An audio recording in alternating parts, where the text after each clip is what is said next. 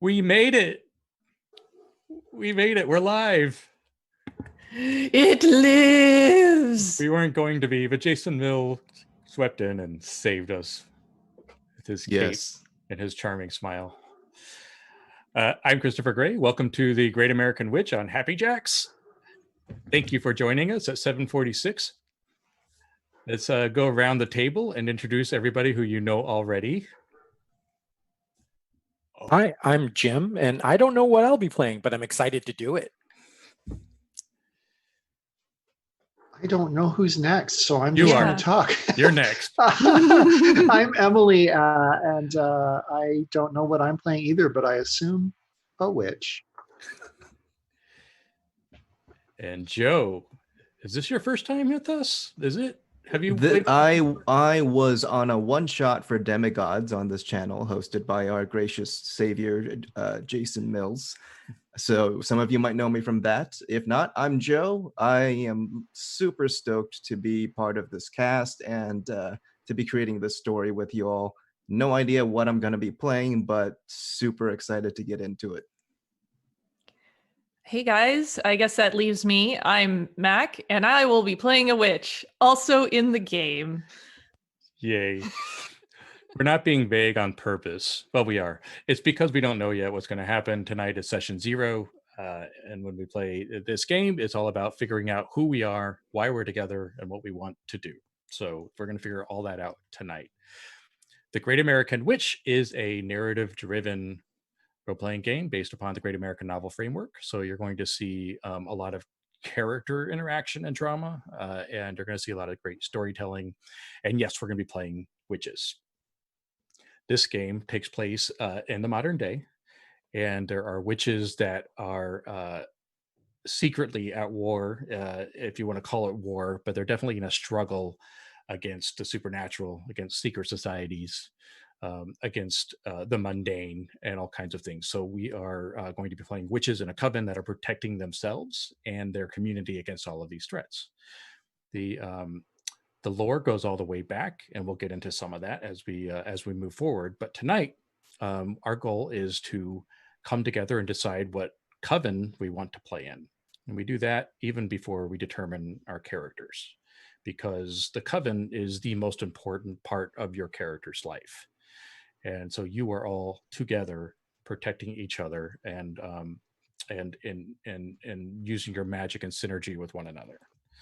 So we do the coven first, and then we're going to figure out what your character is. And in this game, your witch is somebody that practices a particular craft, and those crafts are based upon goddess traditions. And we'll go into all of that. So that's what we're in for tonight. Yay!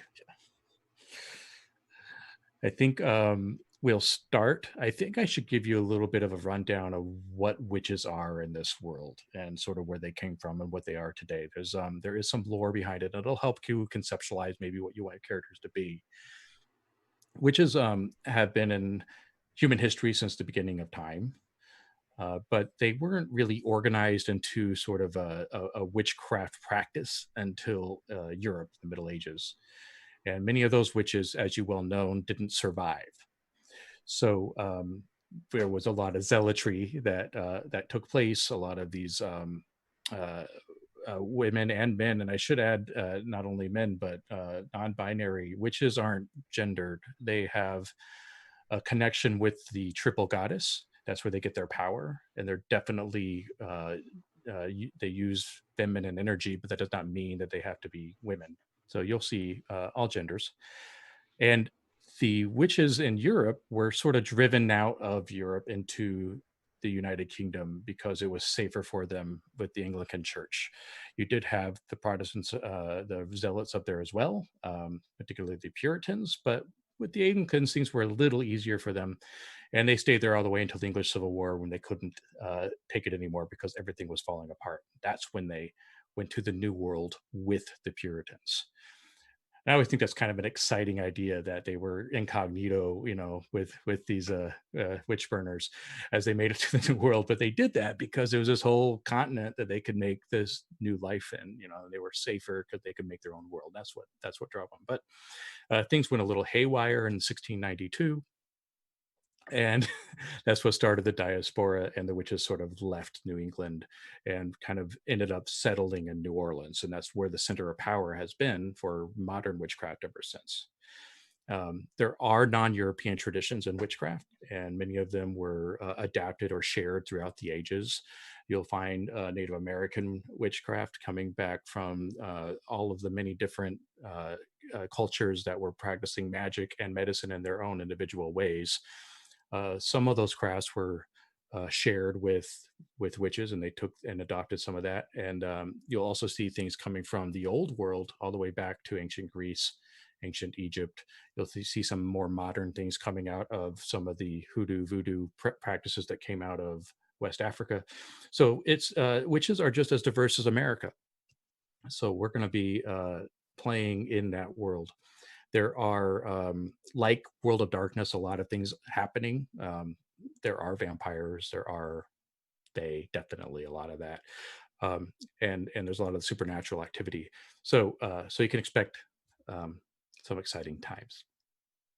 Well, that's the world we're in. I would like to talk real quickly before we get started about the themes of this game.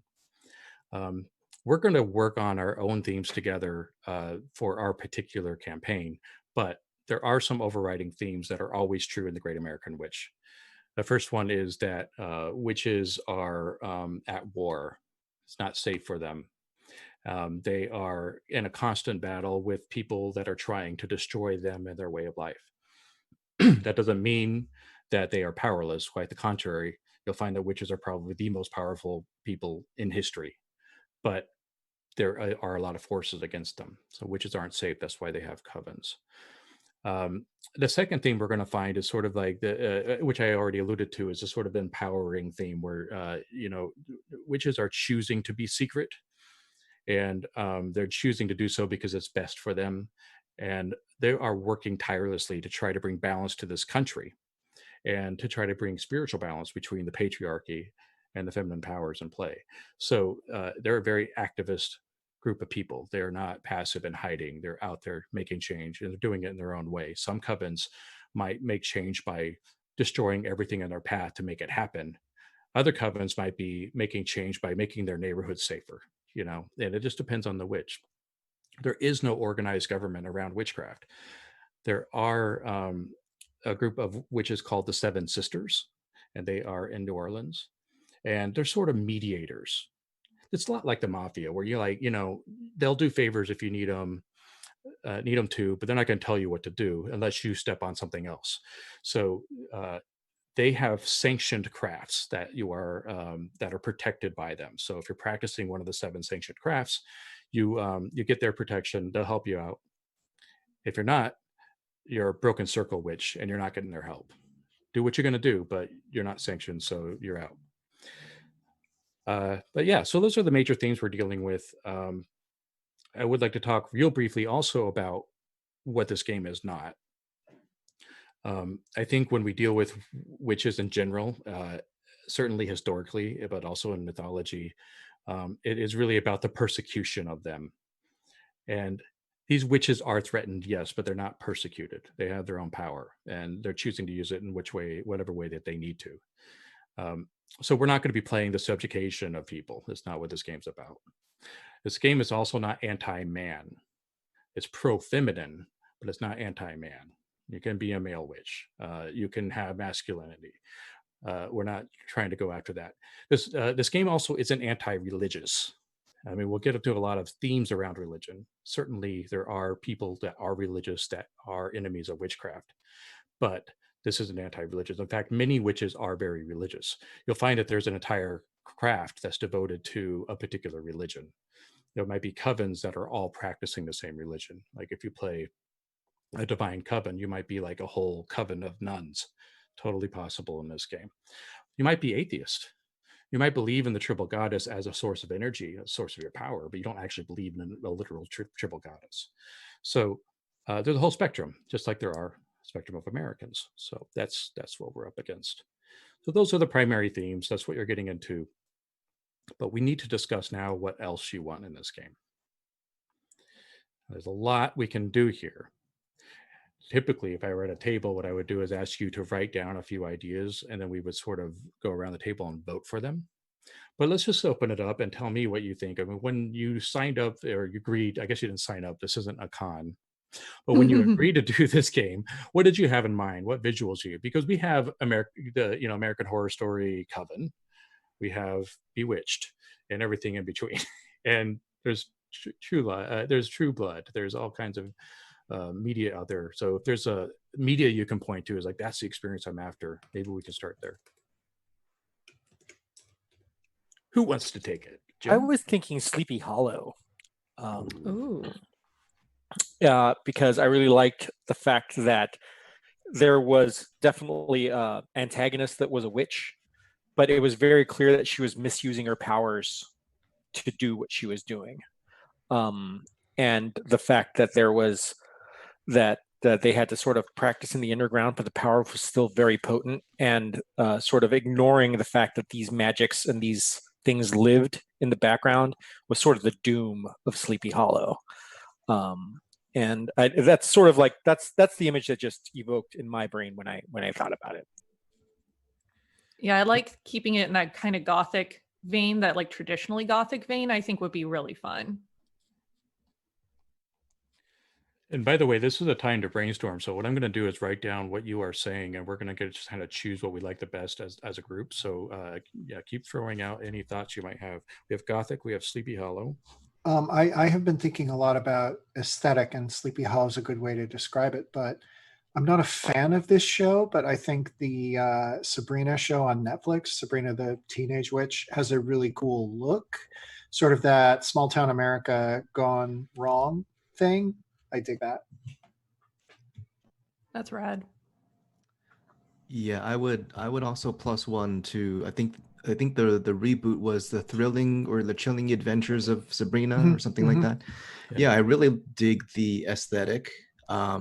And just kind of its approach to the witchcraft. It's grim, it's gritty, but it's kind of got like a modern take on it as well. And it's very small, sleepy town, which I think is really fun. So I think that's also the same palette that I was looking at. It's also like one of the themes I like on that show is people who've been raised in a particular religious tradition questioning it. On that show, it's Satanism, and we, don't. But like, I like that idea of like being part of something that you're starting to actively question, and I think that goes well with a lot of stories in this vein. Mm-hmm. Could be a very religious town that we're all from, and we're used to the traditions of that, and trying to figure out how that works within our balance is very interesting. Yeah, I tend to be drawn to characters that have a lot of that long dark night of the soul kind of, that moment of questioning everything, having to reevaluate a lot of core beliefs and principles. So that might be a really fun theme for me, I think. Yeah, I also like those themes of somebody exploring power, somebody being introduced to power, and then seeing how they come to use it, for good or ill, or it's one of those things where I think power is a temptation as well as a resource and tool, and I like that kind of theme too. Have you, if you've seen that movie, The Witch, that came out a few years back, I love that sort of being out in the middle of the woods, New Englandy type vibe. The feeling of nothing being around and sort of desolation is a cool one to me. Mm-hmm. Yeah, kind of like your background there. I'm gesturing, but you can't tell I'm gesturing. Yeah, Witch with 2 V's scared the hell out of me. That Oh, movie's yeah. so good. Wouldst thou like to live deliciously? God.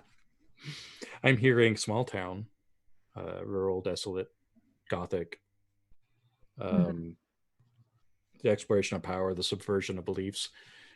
So if this is a coven in a small town, those are all things you're going to have to deal with. So are you thinking New England, or are you thinking, Arizona? I love New England, but I mean, I grew up in the extreme rural Midwest. That's a fun setting to me. I always like to force people to hang out in my interests. But no, I love small town Minnesota, small town Montana, kind of that region of the country where things are still just a little bit behind. They still kind of have dial-up internet, that sort of thing. Yeah, I was thinking Appalachian area. Mm-hmm. But there's also there's New Orleans area, the whole Louisiana True Blood rural on the way to Baton Rouge. And the cross-cultural mix there is always really fun to play with because there's so much culture concentrated there. Too many good ideas. We might have to take a vote. Do you have any other thoughts? Yeah, witches on a space station. Tomes, who invited you? Witches in space. We could swing historical if you wanted. I mean, it's always an option. The default setting is modern day. I like modern day still, but someplace that feels very, like Emily was saying, kind of a little behind. I kind of like the idea that it's almost like Tales from the Loop, right? You get a very strong 80s vibe, but it is modern day. So I like that kind of anachronistic feel of it is modern day, but maybe there is some Victorian, or there's some remnant or some elements of that kind of seep through. Have you all ever been to Eureka, California? That is it's an old logging town, and they have like great Gothic mansions everywhere that like nobody's living in now because the logging industry has largely shut down there. So it's just like all of these giant houses full of like people who are addicted to meth, basically, and are crashing there. And it's like it is kind of another setting that sort of is hitting the vibe we're looking for. So I would add it to the list at least. That would be really interesting, I think, especially like a place that had an industry that was really strong that isn't strong any longer. Oh, we could see that back in the Midwest with Detroit and steel and all the other Yeah, industries. I was thinking that Detroit would be a great area for that. Mm-hmm. With the Rust Belt. Or Erie, Indiana would be great too. That place is also, and the name just fits.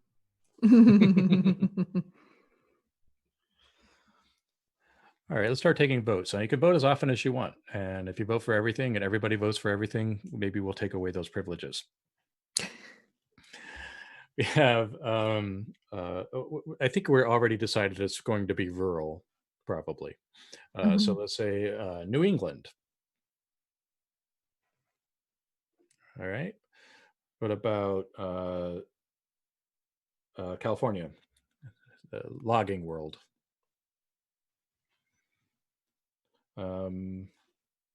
Midwest, Indiana or Detroit?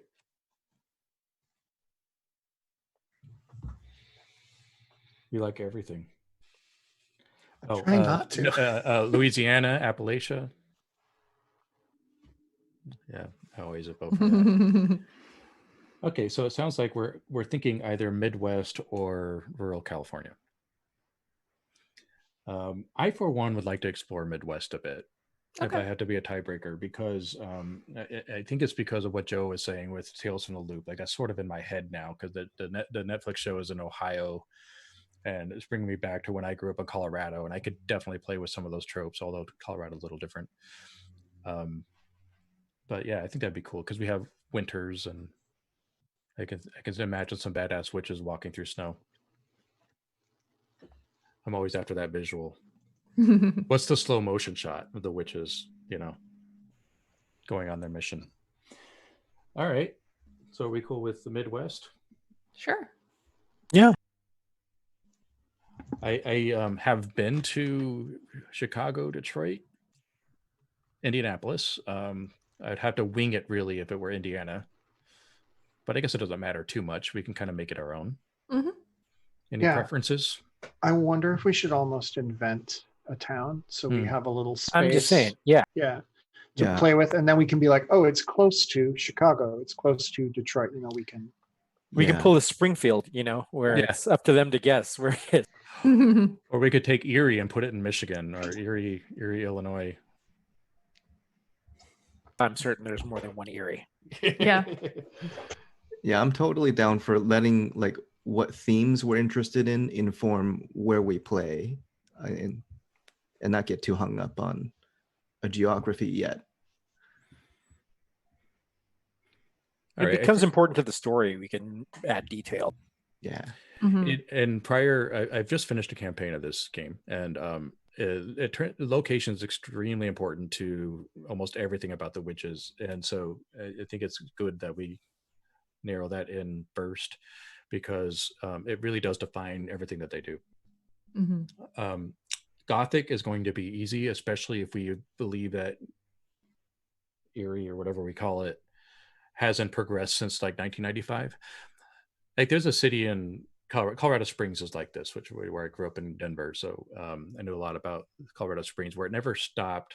Like 1960, it just didn't stop.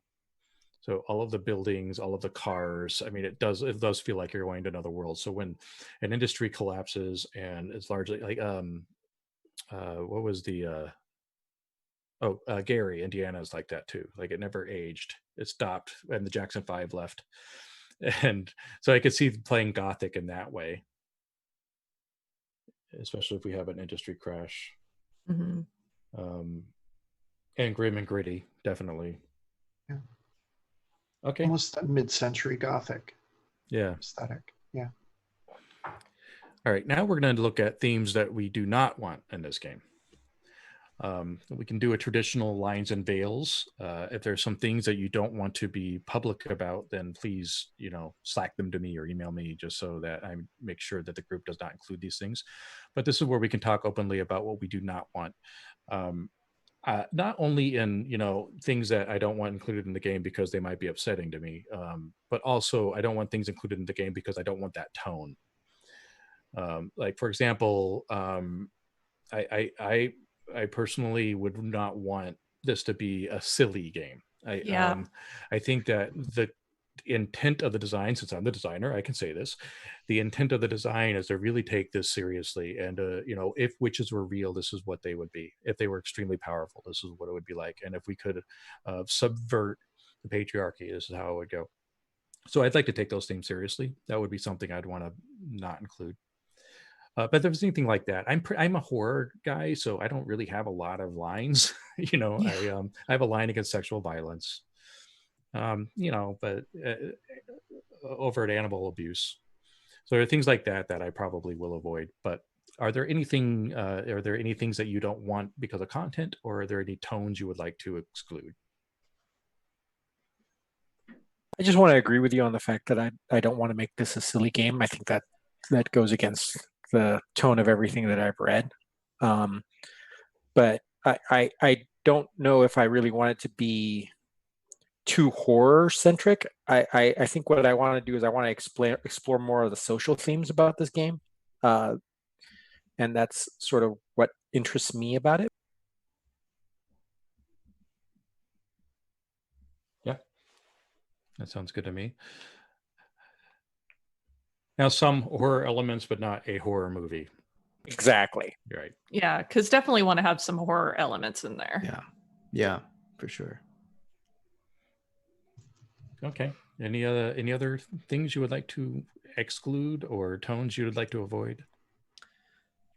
I think for me, it's the default that I think a lot of us will already have, which is hard line against sexual violence, violence towards children.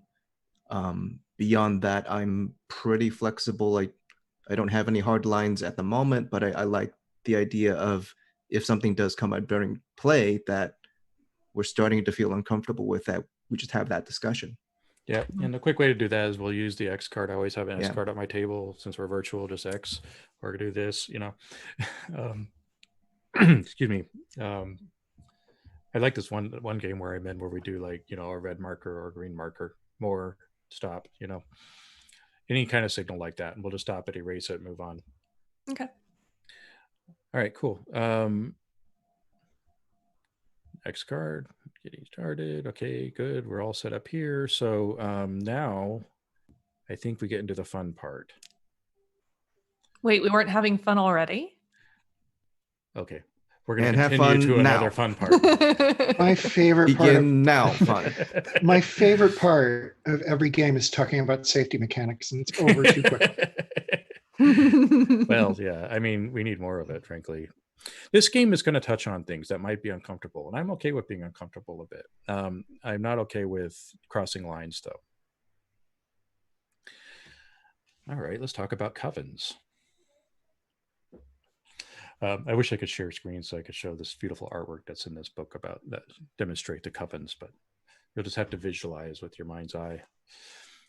The first coven I'm going to talk about is, these are types of covens. Now, covens are not hard and fast necessarily in what kind of coven you are. Really what this is to show us what kind of game we want to play. Because these covens are going to inform a particular play style. And you'll see what I mean as we get into it. But there are categories of covens. The first one I want to talk about, I want to bring up because it's sort of an exception of the rest of witchcraft. There's sort of an idea of organized witchcraft, which are, groups of covens throughout the country that sort of get along and play by the same sort of rules. And if something gets out of hand, they can go to the Seven Sisters. The Seven Sisters sit down. They have a sit down, figure out what happens. They adjudicate and move on. But to be a part of that club, you have to practice one of the sanctioned crafts. And we'll get into what those are. But covens of the Broken Circle are covens that do not care about the sanctioned crafts. So you can practice whatever you want in this coven. That means that they're outside the norm of witchcraft. That means that you really can't get any help from the Seven Sisters if they're in trouble. It also means they're the first ones that are picked on when something goes wrong by other witches. So it's sort of a politically difficult one. There's Coven of the Craft. These are covens that all practice the same craft. Since this is a story-driven game, there's no role creep. You can all play the same craft if you want to. Coven of the Divine, these are the ones I referred to earlier that all try to tie witchcraft into an actual organized religion, and then they practice witchcraft through their faith. Coven of the Hearth, these are witches that take in exiles or people that have no other place to go. So these are sort of like the bottom dregs of witchcraft society would be in a hearth coven. The inverted covens, well, if you like a Sabbat game, these are witches that believe that since they are the most powerful in the world, that they should use that power and do whatever they want. So they're very chaotic. Usually they are upsetting the norm so much that they fall into conflict with other witches. We have the Mission. These are witches that are sort of in a place of trouble doing good work. So they might be, they might be in Appalachia because they're trying to fix the poverty, or they might be like in today's world, they would probably be out supplying hospitals with supplies for COVID, right? They're all doing work to help society. Coven of the Oracle, these are witches that are basically advisors to powerful witches and governments. So they kind of see what's going on. They're the ones that are going, into the White House for a secret meeting, or they might be going to the Seven Sisters to tell them that some big war is coming or something. So they're pretty prominent social hierarchy people. Coven of the Storm are the ones that think we are doing too little to unseat the patriarchy, and so are doing so at all costs, or no cost. Well, doing so at any cost. They're the IRA of witches, basically. Coven of the Sleepers are covens devoted to educating new witches. The Town, they are devoted to protecting their town, or their city, or their community. Coven of the Veil are ones that are really on the border of the supernatural and the mundane. So they are either protecting the mundane from the supernatural or dealing with something that the mundane did to the supernatural. And they're sort of on that border of kind of keeping the fences up.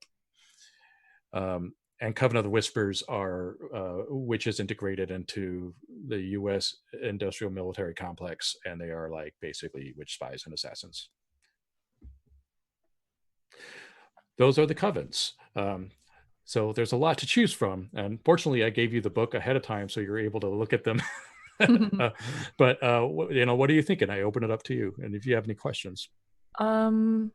I mean, I'm kind of two minds of it. I really like the hearth idea, especially because we're in sort of that small town and pulling in sort of the dregs and the people that don't have somewhere else to go.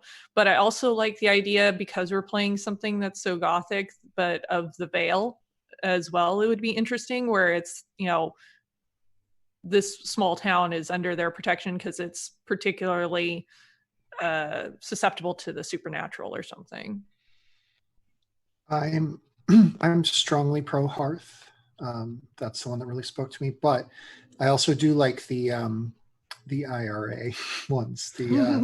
I think there's an argument for being radicalized by being in this town that's sort of crumbling.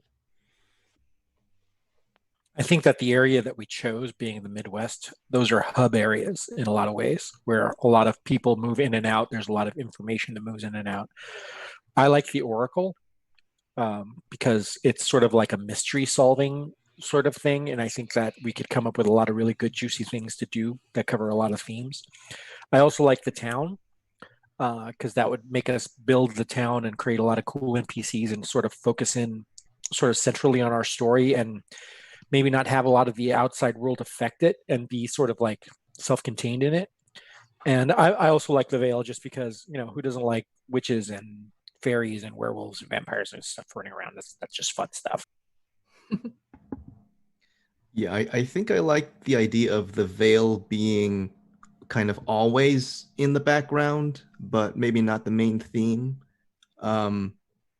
I did like the Hearth or the Sleepers.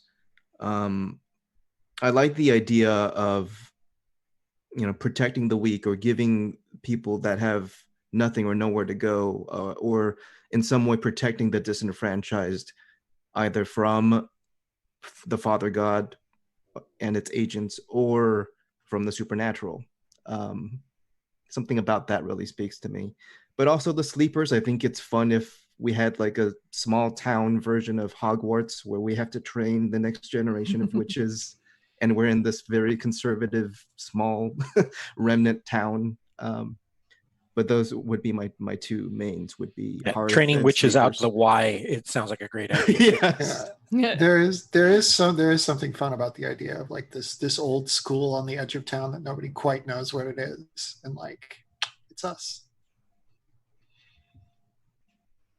Joe dropped the Father God. I don't think I mentioned that. That is basically the term that witches use to describe the masculine forces that are throwing the world out of balance, and is the one that's sort of in a cosmological war with the triple goddess. So agents of the Father God might be conscious Illuminati agents seeking to destroy witchcraft, or they might be just some guy that doesn't know any better, but is unwittingly an agent of the Father God.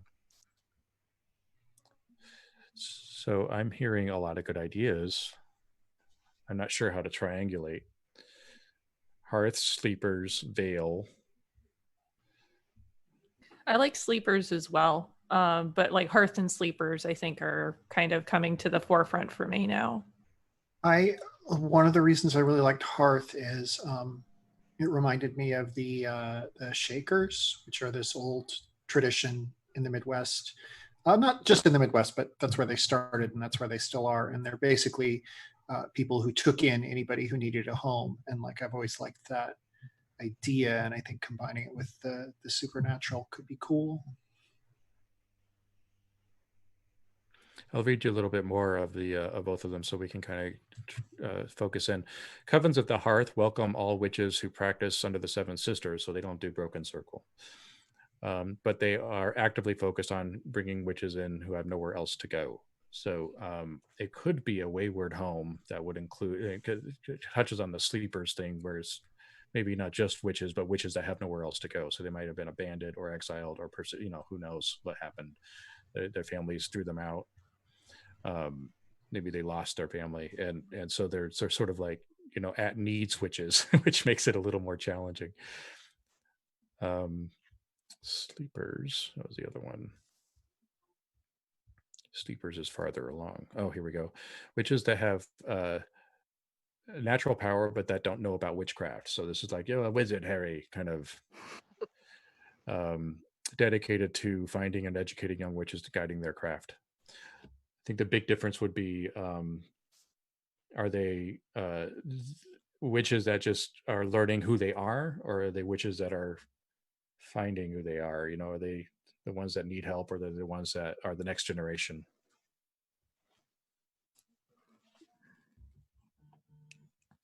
If I had to pick one, I would go Hearth, but between those two, I would totally go Hearth.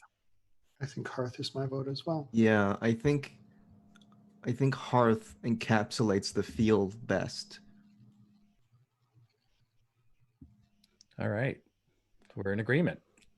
And don't worry, we'll still have Vale, we'll still have Fae, we'll still have whatever. Yeah, but it's always fun to look at things from an outsider's point of view, and this is a very outsider coven. Mm-hmm. So there is an oath that you must take to join this Hearth Coven.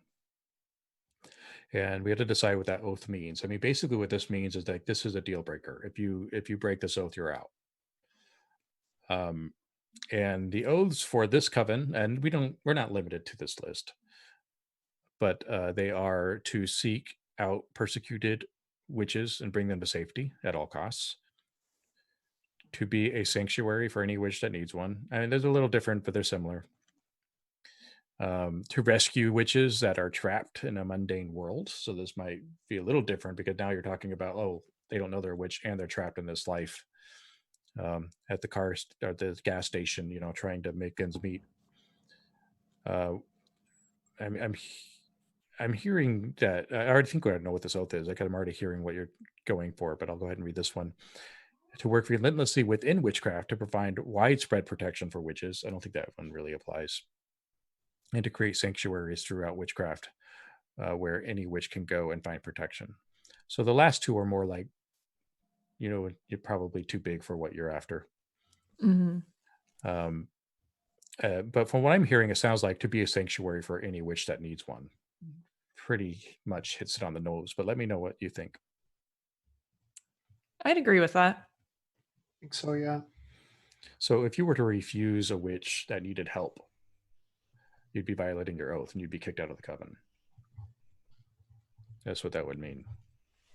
Okay. Yeah, I liked that. I liked that one and the third one kind of, because I think that was the element from the sleepers that I liked. It was the idea of like helping witches that maybe don't even know they're witches, or providing guidance to the lost. Well, what we can do is add that as a theme. Yeah, that'd be cool. I'd be down for that if that's fun for anyone else. But Yeah. I definitely I do really like the main being it's a sanctuary for any witch. We're like the last embassy, right? For witches that have nowhere else to go. Yeah, and with that oath, it would sort of it would mean that you would take in broken circle witches, even though that's not what your coven's based on. So you could potentially take in dangerous witches or inverted. That could be fun. Could be. Just ideas. All right, the Hearth. I heard the Hearth is where you operate. This is your home. Doesn't necessarily need to be where you live, although often it is, but it's where you congregate for your source of power. I've already heard kind of dilapidated schoolhouse, which is a cool idea. Mm-hmm. I love the idea of us running sort of a halfway home. So in the Midwest, especially in areas that are particularly depressed, there's a huge drug abuse problem, and I think that maybe we could commingle both of those things as aid givers. and sort of keep things under the radar that way, and also be able to run our coven the way we want. We good with halfway home? Yeah. Yeah, Okay. I like Yeah, that. That's I cool. like the idea of it being for people who are troubled. Personally, I'd like it to not veer too much into like the drug crisis, just because of some personal stuff in my family. So that's a little Oh, totally fair. I weird was just throwing that territory as for an me. example. Totally. I just while we were talking about it. Yeah, But Cool. we'll put drug and veil. Is that okay? yeah. Or do you want a line there? I think veil is fine. Yeah, I don't want to completely ignore it. I think it's an interesting way to go. I just don't want to go too deep. Yeah, Yeah. yeah. Okay. Witches have a Sabbat, which is their holy day, and they have an atonement day. Now they also Coven will have them too.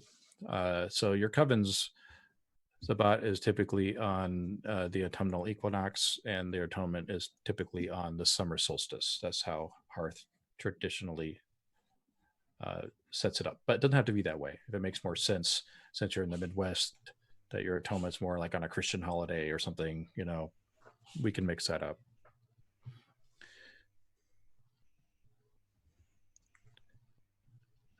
Let's see. The Coven can also practice Coven magic, where everybody gets together and does the magic, and so it's some really powerful magic. Usually, in the case of Sanctuary, in the case of Hearth, you have Sanctuary, and that means that you can. Let's see. It's been a while since I've read this.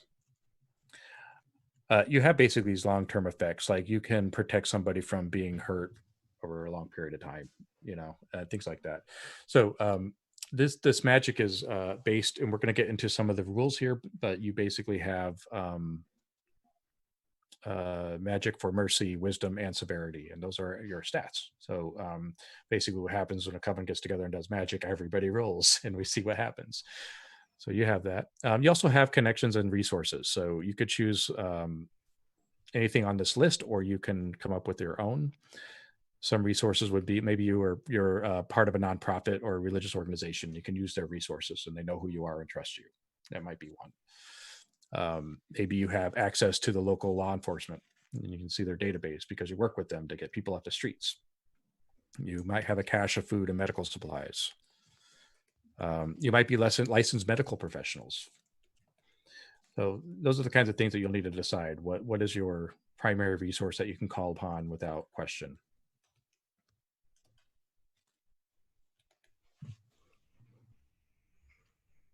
You have a facility, so that's one thing. I mean, maybe we've got good connections with like the local like authorities or something. They know kind of to send people our way, and we've got them as a positive resource. Yeah, so like the local law enforcement. Mm-hmm. Yeah, I was gonna suggest something similar. Like, I like the idea of us having good relationships with, like, the street level enforcement.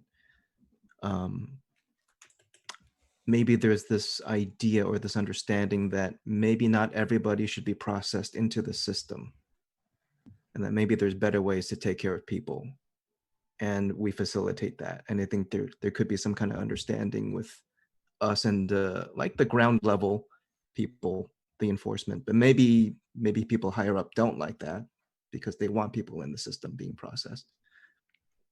Now, do you think this town is big enough for a police department, or is this county dealing with like the sheriff and deputies? I'm thinking it's pretty small. Yeah, and if it's too small, there probably wouldn't be a lot of officers. I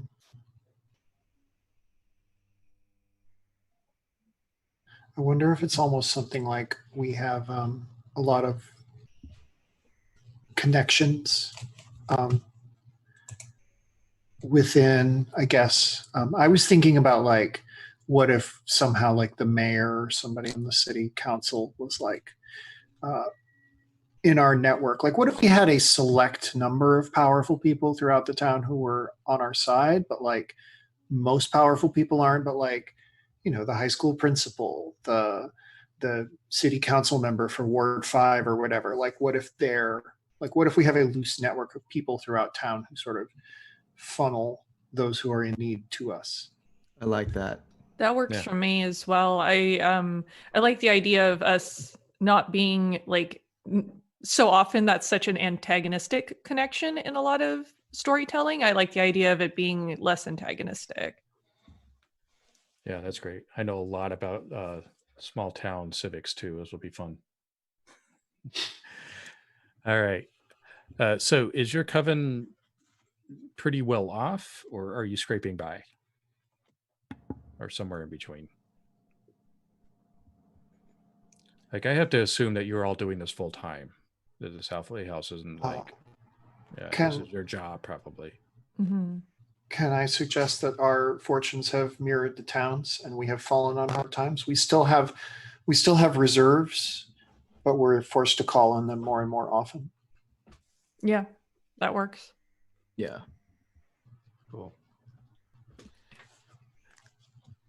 You guys are making this easy. And you get your money probably through the city, I would assume, and through fundraisers maybe. Big sales. Yeah. I mean, I'm sure that the city has a budget line item for you, but it's probably not enough. Yeah. Okay. That would explain why you have good relations with the city too, because you are a budget item. All right. What about your coven and organized witchcraft? Are you involved at all with Seven Sisters and some of the bigger covens, or are you just on your own doing your thing?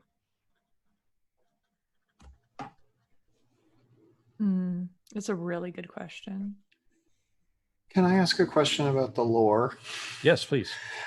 So there are like other covens of the hearth. Like there's like Coven of the Hearth Chicago. Like there are more established, powerful ones. Yeah, I would assume there were. I mean, there and covens range from just a couple people to maybe many hundreds or thousands.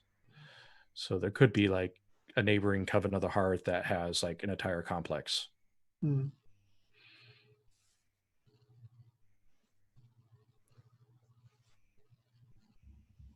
I mean, I don't mind the idea that we sort of operate autonomously at this point, and we're not like an unknown quantity, but it's not anything major. You don't really play on that level. Yeah. I mean, it's one thing to say, okay, I'm not really, the Seven Sisters and that whole group can do what they do. It's entirely another to say, I really don't like what they do. And I'm trying to get away from organized witchcraft. Do you think you have an adversarial point of view on that, or are you just fine to let them be who they are?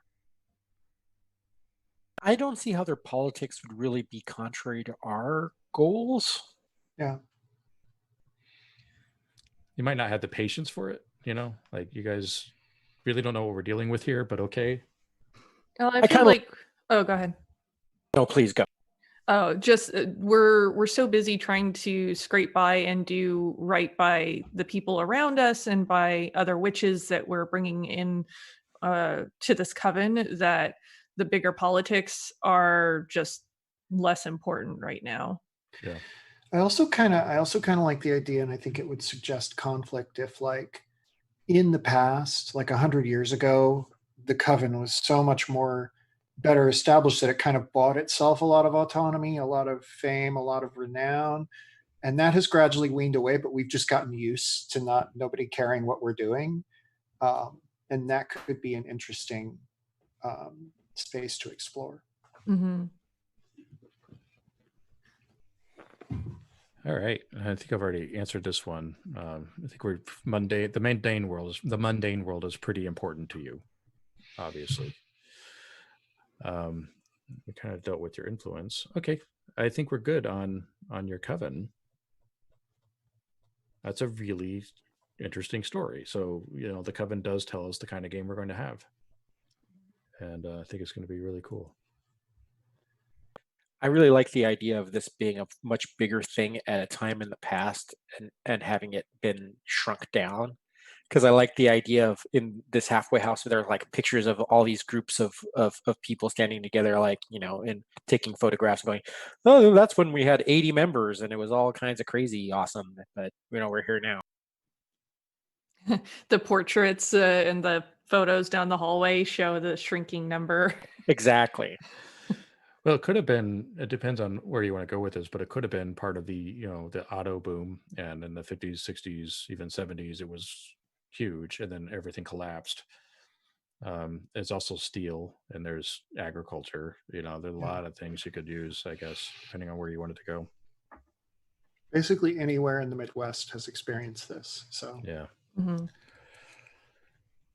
Right. Well, now we get to determine who you are. Exciting. I'll go through the crafts. A witch's craft is a path that they follow, and it's sort of a general way that they access the power of the triple goddess. It doesn't necessarily mean a certain culture or background or even belief system. You might not be Catholic at all, but you follow the craft of Mary because you just jive with it. The energy works for you. And likewise, you might not be of like you know, an indigenous background, but you might practice a spider grandmother because you just connect with that kind of energy. So these are all based in some sort of goddess tradition.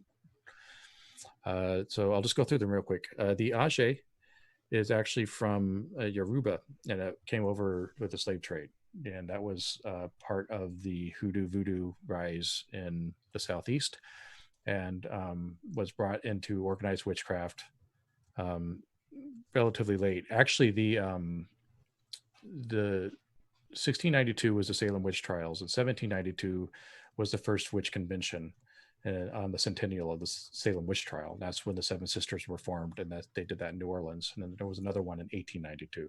So a lot of the sanctioned crafts came in 1892, and that with that convention.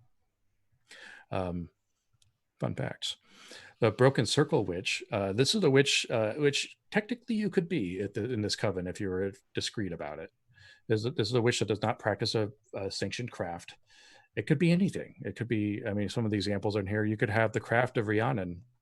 You could have the craft of Kali. You could have the craft of Stevie Nicks. I'm sure Bruce Springsteen has a craft. I don't know. Whatever works. The hag, this comes from Celtic tradition, Celtic Druidic tradition that goes all the way back. That is really connected with the Fae and the Veil. Hekate comes back from ancient Greek and Rome traditions. This is sort of the goddess of the crossroads, so very much dealing with death magic and spirits and ghosts and getting people home. Lilith, crowd favorite. This is the first wife of Adam who refused him and went on to create vampires later. And so this is a blood magic, very primal, very old school witch. The fun fact about Lilith. they created vampires because they were trying to curse people in the worst way possible, which is to make them have an insatiable hunger, make them immortal, and bury them. Some of them came out, and now we have a vampire problem. Okay, Spider Grandma. Oh, I skipped one.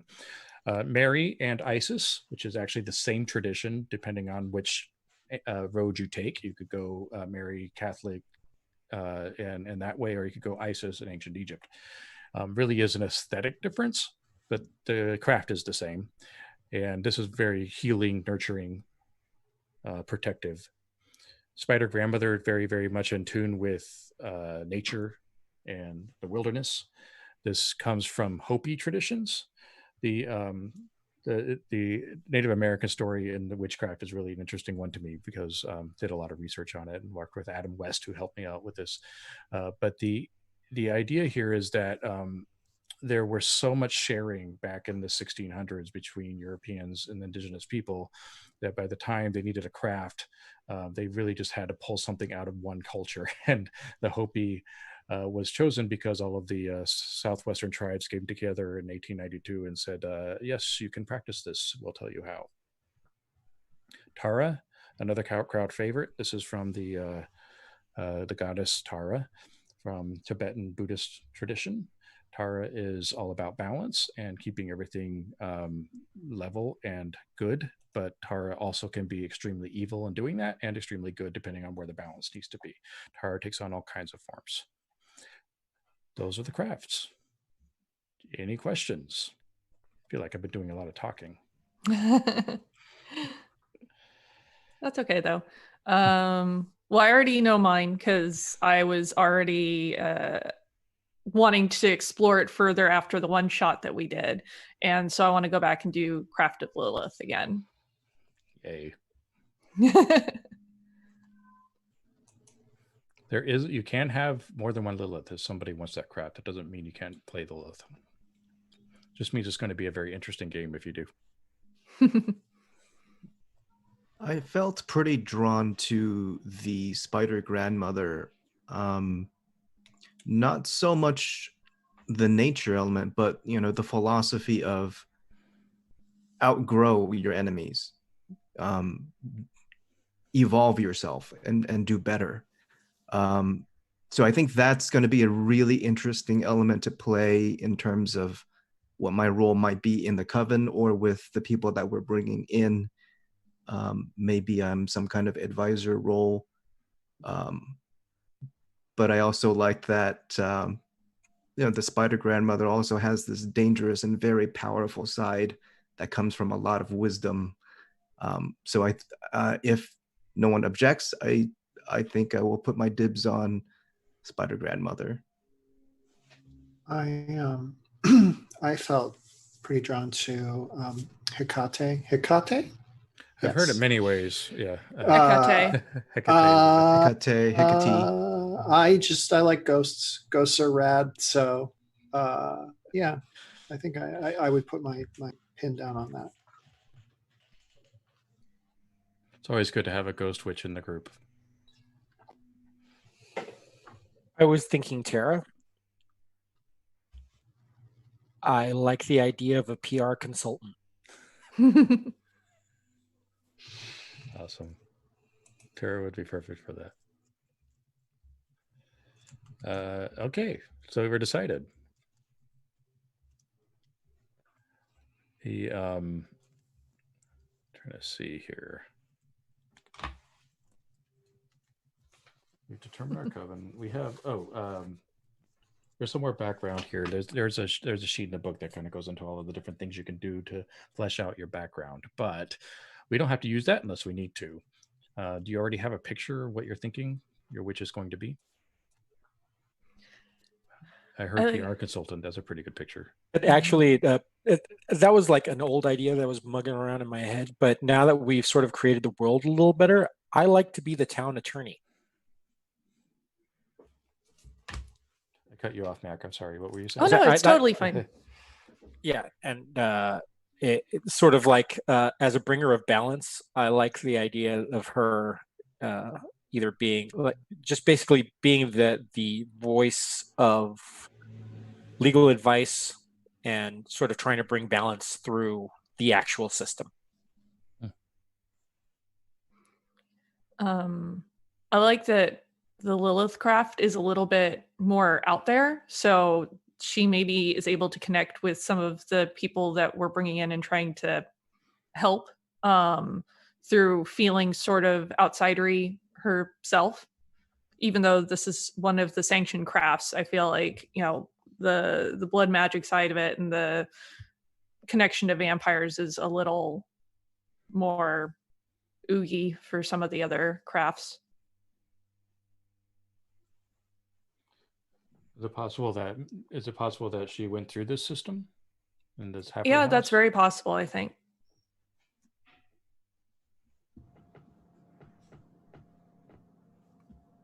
Kind of been there, done that. Yeah. become sort of a self-made witch and wants to help others find their way forward as well. I have an extremely elaborate idea that I'm not going to lay on you all at once because, but I want to play a preacher's kid, not teen, now like mid-20s, but who's out, who's no longer embraced by her family. But like there's a nearby mega church and she's the daughter of that guy who's on billboards everywhere. A mega church.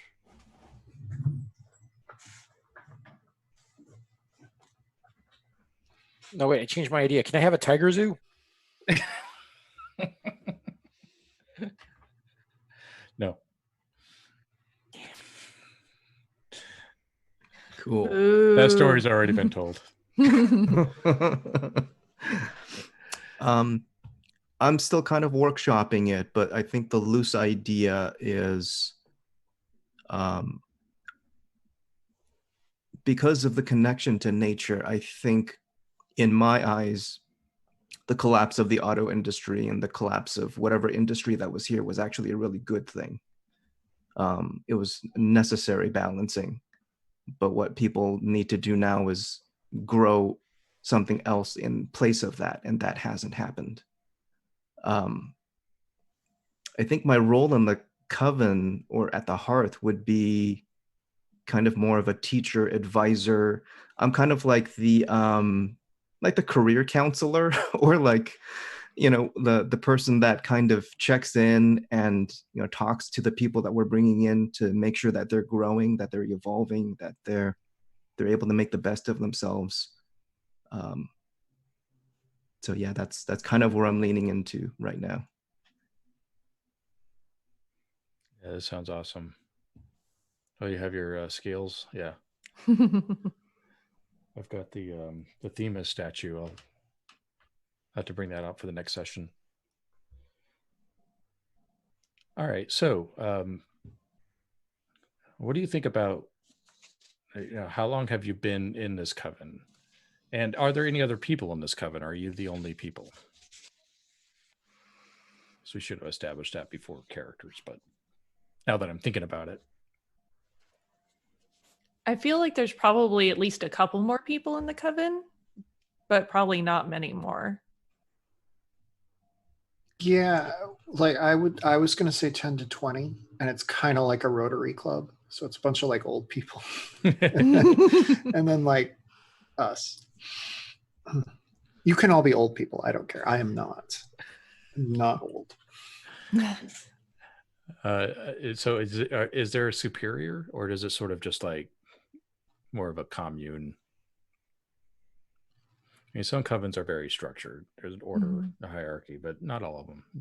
I see sort of like one of these sort of like turn of the century Victorian suffragette sort of like movements evolved up to this state, you know, having started in that sort of thing.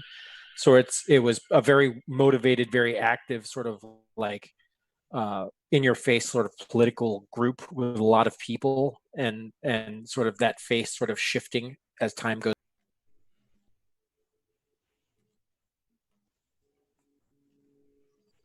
So now it's probably just everybody shows up and talks things out. Like you don't really need a hierarchy. No, it's like we have a lot of these old traditions that are still in place that come from a bygone time where a lot of these things are when we had like 100 members and you'd have to do points of parliamentary procedure, but there's really no reason for it. But we sort of still go through the motions like we were still that. Oh, I see. So you have to all go to the table and use the gavel and follow Exactly. follow the Full of rules. McMurray, yeah. Yeah. Does that sound cool to everyone? I think it's kind of funny. Yeah, I think it's interesting. I think my character's not a fan of it, but I think that it's kind of like a whatever you need to do to make this happen.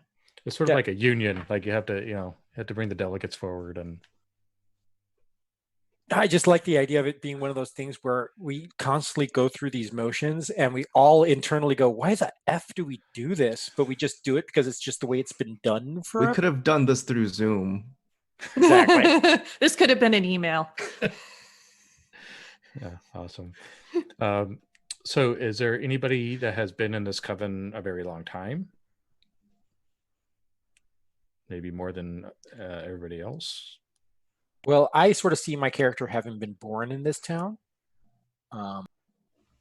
Probably went to law school out of town and then came back.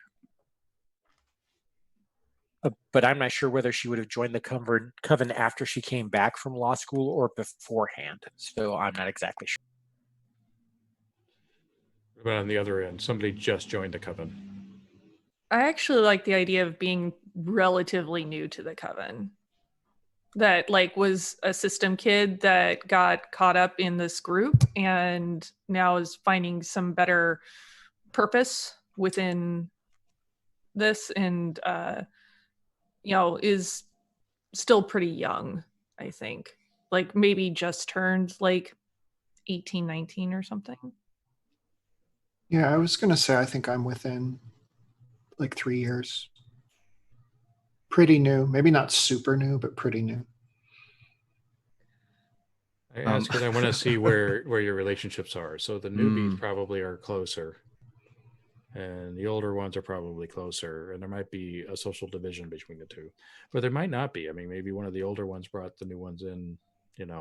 That's sort of what I want to get to now. Yeah, I like the idea of me being older, but it's hard to distinguish how old. Like I like the idea of maybe there are some of the older photographs that are still on the wall and I'm in them, and they're at least several decades back, but it's hard to determine my age. I'm kind of leaning into when I was looking at the craft of the spider grandmother, like there's this theme of reading the web of fate and kind of knowing how things will play out ahead of time. So I like the idea of like, I've kind of been this wise advisor that's kind of always been there and was not surprised when the industry fell, but for some reason I stuck around as if I see something else that's still ahead. I like that. Dude, can I spitball something at you just real quick there, Joe? Please do. I love the idea of witches having engineered the fall of the automobile industry, only to discover that it just moved to other places in the world, and they did absolutely nothing to curb the production of these vehicles. Yeah, that's juicy, dude. I like maybe I had a hand in that, and we were it was like the 50s and 60s, and we had this idea of like, what if we can drive them out and stop the entire industry? I just love the idea of these militant hippies back in the day, and then you basically coming from that is just funny to me. Right. That was before we understood globalization and how they'll just pack up and move somewhere else.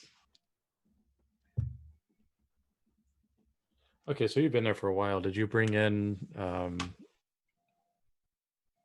we don't know which names yet. I think we're gonna get to that soon. But did you bring in Mac or Emily's character? I'm okay with anyone wanting to pitch in with that. I definitely have been there a long time. Yeah, I sort of envisioned Joe's character bringing me in. Yeah, I like that. I kind of like the idea of like, I think I understand you in a way that maybe some of the others don't, like because of the craft that you practice. I think like I help you grow into that and accept that and stop being afraid of it so much. Yeah, maybe. And I think she probably didn't really understand fully her powers, and she probably accidentally made at least one vampire. Right. Yeah. It was like, oops, now what? Right. It's this guy named Carl from Cleveland. Yeah, I like that. Cool. I kind of like my position in the group as far as recruiting people in, because I think I've probably been in it for a while too, is my whole thing is what I do is I go in and I seal records of pre-18 peoples and make sure that that doesn't haunt them. I sort of try to give people a clean slate to start over is sort of where I go. And, it's kind of like, all right, here's your scales. I'm taking all the weights off. They're completely balanced and empty now. It's up to you. Ooh, and maybe you helped me out with that too, because maybe I did an oops vampire, and I was being investigated for like the disappearance / potential murder of somebody, and like this whole weird system thing. I was, maybe it was even somebody that I was staying with. Absolutely, yeah, I can totally see that. Yeah, and actually, that's a great plot hook. Oh my god. So Jim, I think, and feel free to yes and or no but. I like the dichotomy of, you bring people to my web, and I'll help them learn to walk on it. Kind of like you're bringing the people in, you're giving them that reset, and I'm making sure that they're worthy of it and they grow into it. Yeah, it's more like, no, I give you nothing other than opportunity. What you do with the opportunity is up to you. Right. And then to lead them to your path. Right. I love that. That's cool. I want to have found this place on my own. I think my connection's dying. Yeah. Okay. And there are, maybe some secrets around this, but how long ago? Not that long ago. And how have you adjusted since you've come? I assume that's directed at me. Yeah. Okay. Is this something that you've were seeking and found and you are now embracing, or is this something that might be a problem for you? It would be a big problem for me if it came out. I want this. Like, I've been looking for this, but I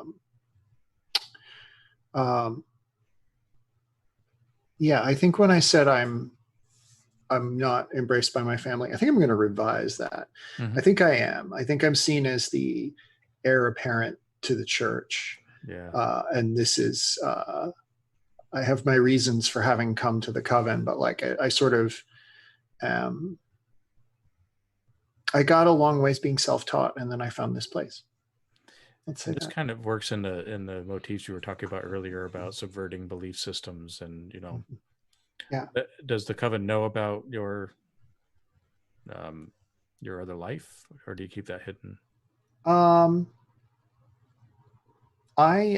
want to play. I want to play a trans girl. And I think no. I think when I am at the church, I am still playing my father's son, which I am not. Oh, my heart. And but I don't have the strength to sort of break away. And I think that perhaps there is some concern that like I'm a spy. I don't know. But yeah, when I'm at the Coven, most people just know me as, that's when I put on my real self. Mm-hmm. Wow. Okay, I'm already feeling the heart, and we're just getting started on session 0. Well done. Cool. I have a pretty good picture of this. What do you guys think? Yeah, I'm loving it so far. We kind of blasted through it too. It's almost like you were prepared. Like we didn't have a lot of lead time to come up with ideas. Yeah. All right. So why don't do you want to talk about the game system a bit and what to expect? Yeah, that would be cool. Unless there's more you want to talk about with regards to your characters or the Coven or the town, and we can flesh some more things out, or we can play to find out.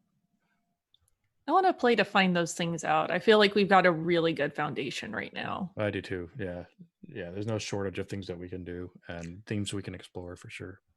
Can I pitch one thing though? I'm curious if any of you guys, as characters, know of any rumors about me.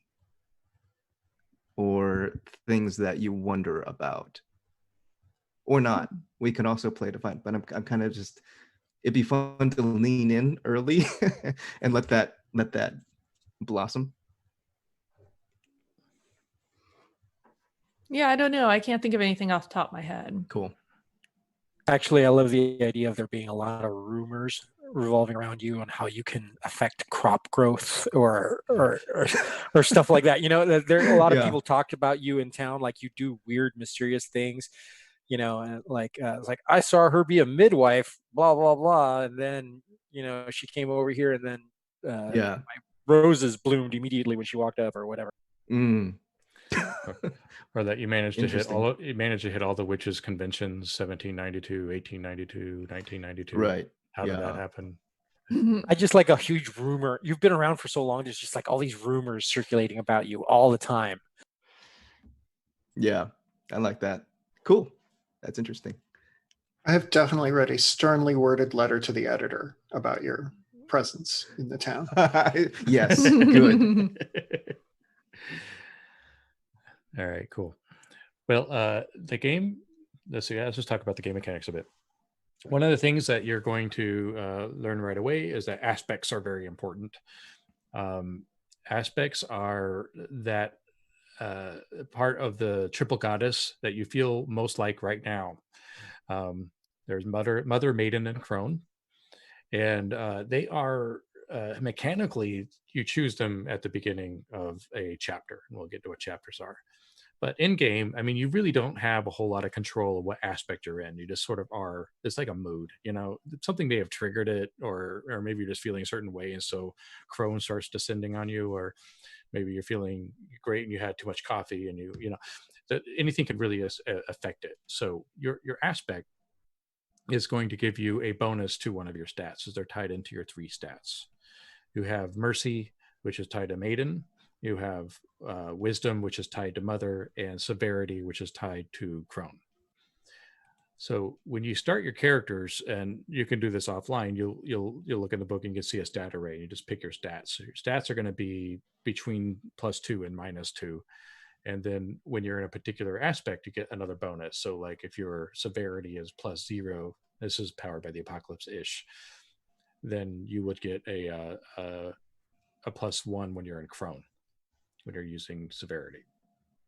So the moves are all pretty basic, and you're going to find that the moves that you use, like Power of the Apocalypse, are triggered by the fiction, but they aren't really about what you do. They're more about why you're doing something. Because the moves don't really care about whether or not you hit somebody or kick them or whatever you're doing, hug them, I don't know. They care that you're doing it because of a reason. So you could potentially, I use the term hug as a throwaway, but you could potentially say, like, I'm going to hug somebody, but I'm doing it to intimidate them into doing something, right? So that's not a mercy roll. That's a severity roll. I almost said wicked because of Happiest Apocalypse. I was running that recently. I throw Happiest Apocalypse at you, just slap me. So you'll have we'll have discussions when you're doing things, because I'm gonna ask you questions about why a lot. So why are you slamming that door? What is it that you're trying to accomplish by doing that? And then you'll roll. So we're rolling on narrative, not on action. So your moves are things like lash out, or where's my list of moves? Condemn might be a move when you want everybody to think poorly of somebody else because of a bad decision they made, right? And it leads to great storytelling. But here's the thing: there's with storytelling games in general, sometimes it's hard to find a focus in the narrative. So in this game, we have conflicts. Conflicts are signposts to show us what we're supposed to be focusing our actions and behavior on. So if there is no conflict in play for something, that means it might not be important to the story, or it needs to be escalated so that it is. And that's how we drive the fiction forward. So if you'll see, I'm going to be throwing up a lot of conflicts. I don't know how we're going to do this yet through Zoom. I'm going to figure out something. I have an idea. I'll share the screen, and then we'll have a virtual tabletop. But essentially what they're going to be are cards that say, like, a vampire is here, would be a conflict, right? And I'll use it sometimes without even telling you what's going on, is like, and just put a conflict on the table, and then, oh, okay, we're gonna have to focus on that. And if you want to do a move and there's no conflict, then we have to talk about it. And that's when you get kind of like a fate style sort of back and forth. So you also have magic, and magic is handled just like moves, but now this is more of a traditional kind of gaming thing where you're like, I'm going to use this spell, and this is the effect that I'm after. The magic for your craft is pretty vaguely worded, but also a little specific. So it should be tailored for a lot of different things. You can just kind of make it your own. And they do very, very powerful, very OP kinds of things. Like Lilith can just kill somebody by making them bleed out of every orifice, just like that. I did that in the one shot. It was fun. Spider Grandmother can level a city with a natural disaster. They're not like kind of tricks. I mean, Hekate can resurrect somebody. So they're big spells, but the point is that it's because they have to be narratively driven and they have to be about conflict. So it's not as easy as just saying I'm going to level a city. There's a lot more play because we're focused on a story, and that's how it works. So you'll be using your magic probably more than you use moves, and you'll get creative with how you use the magic. But if it's not on your list, you can still do it. You're just going to do it at woe, which is a disadvantage. So that's basically how the mechanics works. And just like moves, when you're using magic, you have to confront a conflict. If the conflict's not there, we have to deal with that. As a side note, we deal with that by either you confronting a conflict that's already been confronted, but still kind of is there. It's called a subdued conflict. So it's something that's in play, but not resolved. Or I put down a new conflict and I've escalated it so that you can confront it. So you're not just going to do what this is doing is it's stopping us from going after the same thing over and over again. It's like, no, it's going to be bigger and worse, if you keep doing this. So that's basically the core mechanic. It's actually pretty simple, and I think you'll find it drives a really cool story. The big thing about this game that's different than most is that it's divided into chapters.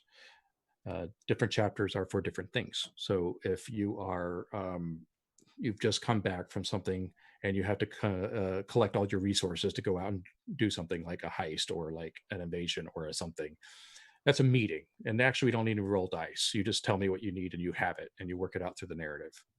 Like, do we have a biker gang of werewolves? Yes, of course you do. This is the meeting. If you need a biker gang of werewolves, you can have a biker gang of werewolves, and you use it. So really, a meeting is sort of a way to collect resources, because then you're going to go into a mission, and that's a different type of chapter where you are all badass witches taking names and getting things done. And so when you're in a mission, that means that whatever aspect you're in, you actually get an advantage on your magic because you're more powerful. Versus a menace when there's a threat coming at you, and that chapter is about you being on the defense, and so you're actually going to have woe on most of your magic in that case. So the chapters kind of tell you what kind of scenes we're going to be playing out, and then they're over when they're over, and we move into a new chapter, and that kind of structures things for us. There's other different types of chapters too we'll get into later, but that's how the game is structured, and that's what you should expect. I just dumped a lot on you. You're like, yeah, okay, I understood every word you said. I read your book, bro. We read ahead. I'm Asian. I studied in advance. Some stereotypes are true, y'all. I do want to raise one question. So I definitely want to make sure that we're all comfortable and that we're giving proper respect to the theme and the tone of the setting and of the story. So I want to check in because my concept right now is the character that I'm playing will be male, masculine presenting. Is everyone cool with that? Do we have any ideas or conflicts in terms of tone? Would that be weird for anyone? No. Cool. No. Okay. Not at all. Cool. You mean men exist? And I kind of, and it doesn't have to be a thing, but I kind of like the idea of maybe male traditionally aren't common in covens or in the craft, maybe due to societal pressures or just whatever, but that could be something that comes up, but I just want to make sure that if it does, nobody's uncomfortable, or if we don't want to make that a hard line or a veil for anyone. Yeah, I think it stands to reason that men have it pretty good, and so don't really need to change things for Right. them, and so there probably wouldn't be very many men in covens, even though Right. Yeah, I and think yeah, I I've seen like it that. played out in other games, and it does work. Okay. And I do like the idea of like, I don't like the way that men, quote unquote, are being defined right now. Like the presentation right now is just completely unbalanced and messed up. So that's kind of where I will be challenging myself as well to play into that story. And Really go into a lot of themes of toxic masculinity and that kind of thing. Absolutely. Yeah. So I would be interested in seeing some of that play out. If it does become uncomfortable, please, I want everyone to have a good time and not get confronted with anything that we don't want to see. So just want to check in. I think there's an overlap there with what I'm trying to do, so that could be interesting. Yeah, for sure. Mhm. I actually saw the presentation that time. The light was right. Yeah. All right, cool. Yeah, thank you for that. And this game does generate discussions, and it's okay to have them. So feel free to bring things up. But I plan on playing this character. I don't want to use, but that basically it's going to have a lot of. There's going to be a lot of variance in her behavior because, like I said, she will either.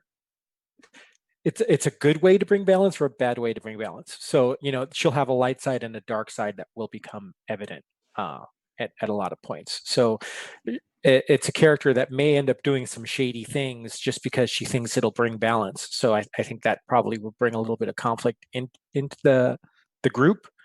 But I'm hoping that everybody's okay with maybe characters that not 100% play nice with the rest of the group, but Yeah, no, that's totally okay. I'm very much a character conflict kind of player. Yeah, that's good. And character conflict works in this game because there's nothing to lose. I mean, you don't. Part of what happens is I put a conflict on the table, and now you're rolling against that. And it's totally doable. Also, you should know in this game that you don't die unless you have to. So you don't have to worry about any of that. You can die, and that's fine. And if you do, there's rules about what happens after that. Witches can be resurrected, and you have a Hekate, so that helps. In fact, the game that I played yesterday, somebody jumped in front of a very bad Fey spell and got his soul ripped out, and it was cool because the Hekate put the soul right back in. But there are ways to resolve your character, as it's called in the game, and that might be, now I'm moving to Cincinnati, sorry. See ya. And in that case, if you leave the Coven, then you get charm, which is the game's currency, and you can help me run the game. Essentially, you just start introducing truths. This game works a lot with introducing truths, so you have narrative control. So feel free to beat each other up, yell at each other, throw cars at each other, whatever you need to do to make a point. Level a city. You could do that. Max Smash. Cool. Wow, we covered a lot of ground. Mm-hmm. And relatively quickly too. Yeah, and we got a late start, so that worked out. Maybe that's why I was rushing through. I hope I didn't seem like I rushed. No, I think everything was paced out very well. Okay. Especially since you were somewhat harried coming into it. Yeah, just so that we are having major tech issues. Just making a text real quick. We arrived fashionably late, as is proper.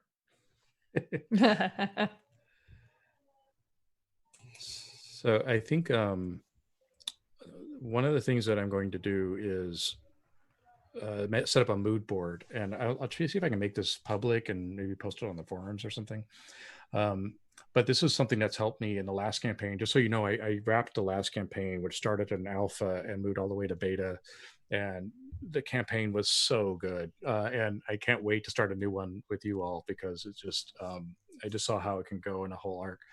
But one of the cool things that we had was a mood board, and we were able to just put pictures of what we see our characters or things that they liked and other things. So I'm going to set that up, and we can set that up for the viewers to look at too and participate around, and that'll be really cool. Make rich character identities. Yeah. Awesome. All right. Well, we ended early. We have everything we need to make an awesome campaign. And so I appreciate you all coming tonight, and thank you for your patience. Yeah. Thank you for putting this together. I'm so stoked, so looking forward to getting into these stories. Mm-hmm. This is going to be good times. Yeah. Yeah, I am thrilled to be here. Awesome. Okay. I don't know how to do the sign off, but I know there's a calendar coming, which will show dates, important dates that you need to know as Happy Jacks viewers. I also know that there's at happyjacks.org is the website with all of the information. Mm-hmm. There's also social media links there that go to many things called Happy Jacks RPG. Yeah, I'm Chris Gray.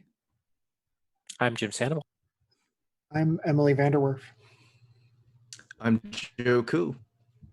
And I have been and will continue to be Mac Beauvais. Never change, Mac. Please don't. And we'll see you. So long.